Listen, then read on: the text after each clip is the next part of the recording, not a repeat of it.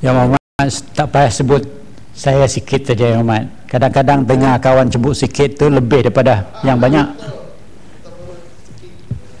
Walaupun tak mengeliru Dewan, tapi mengelirukan saya ya Muhammad. Terima kasih Datuk Pengerusi.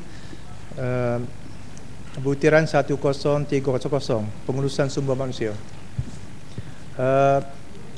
Saya ingin nak tahu mengenai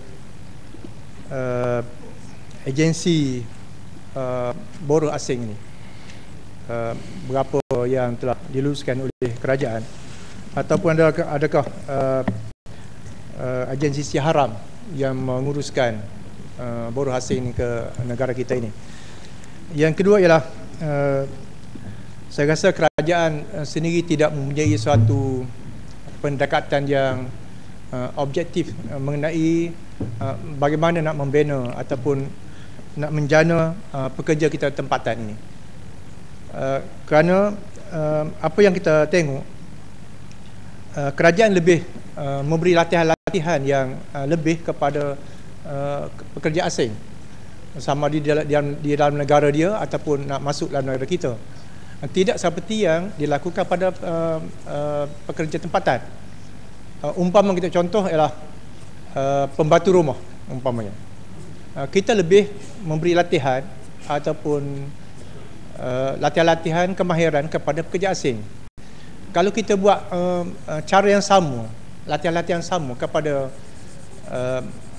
pembantu rumah tempatan, saya rasa mereka juga berminat untuk menjadi pembantu rumah. Tapi ini tidak dilakukan oleh kerajaan. Jadi ini memberi malang kepada pekerja ketempatan kita. Yang kedua ialah saya juga nak tengok dari segi apa yang disebutkan tentang jabatan pembangunan kemahiran ini. Itu dalam sistem latihan dual nasional ini. Saya nak tahu bahawa mengapa program ini tidak begitu berjaya.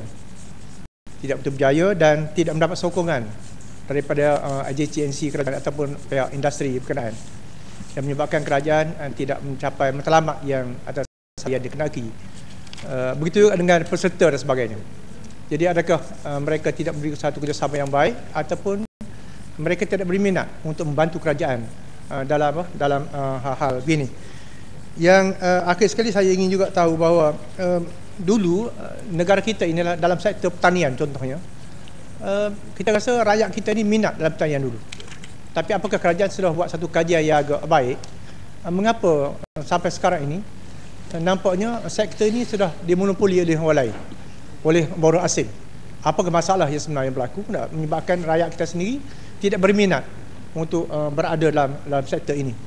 Dan kita bimbang pada masa akan datang nanti negara kita akan dikuasai oleh ataupun sumber makanan kita ini dikuasai oleh orang luar atau orang asing nanti. Ini akan memberikan malang juga kepada negara kita. Dan yang akhir sekali saya ingin tahu bahawa apa yang berlaku, apakah kita sudah pun kita sudah tahu bahawa buruh asing ini sudah pun agak melampau ataupun berlebihan di negara kita ini. Bahkan kita terpaksa menanggung berbagai masalah negatif yang dibawa oleh mereka. Mereka bawa budaya dia ke sini kan, dengan perangai dia, dengan macam-macam yang tidak sesuai di kawasan kita ataupun di negara kita. Dan ada yang kadang-kadang tu kita mengalami masalah sosial dan sebagainya, yang kadang-kadang kita tidak dapat kebaikan atau dapat nama yang baik dalam isu ni. Tak, kita dihinakan oleh negara pengeksport buruh-buruh ini kerana apa yang berlaku di tempat kita. Jadi kerana itulah, begitu juga lah dia apa yang berlaku sekarang lah, rakyat kita sudah rasa tidak selamat dengan kedatangan buruh asing ini. Umpamanya di Pasir Putih dia ada satu kawasan Tok Bali di kawasan nelayan kan, buruh asing daripada Narathiwat, Thailand. Jadi satu perkampungan tu macam dah jadi kampung dia dah. Kampung dia yang akhirnya rakyat kita sini nak masuk kawasan tu pun dah tak boleh. Dia adakah kerajaan ada buat apa-apa syarat? Syarat kru-kru bot nelayan asing yang nak mendarat atau duduk naik ke kawasan kita ni ada poin-poin tertentu.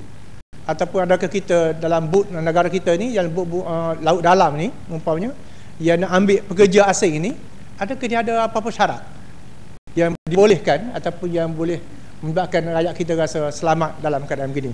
Jadi saya harap ini dapat menjelaskan Menteri. Terima kasih.